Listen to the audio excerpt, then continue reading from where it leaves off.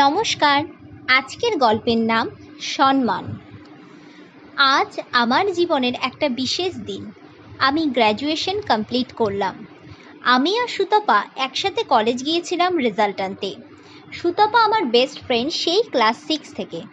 এখনও পর্যন্ত আমরা একসাথেই পড়াশোনা করেছি, যদিও একই কলেজে পড়লেও সাবজেক্ট আলাদা ছিল। কলেজের বাইরে দাঁড়িয়ে আমি সুতপাকে বললাম, কিরে, আজকে অরিন্দম দা আসবে না? সুতপা বলল, না রে, ওর আজকে মক টেস্ট আছে, ও আসতে পারবে না। এই বেলা বলে রাখি, অরিন্দম হলো সুতপার বয়ফ্রেন্ড। এই কলেজেই সেও পড়তো। দুজনেরই পাশের সাবজেক্ট কেমিস্ট্রি। সেখান থেকে দুজনের বন্ধুত্ব।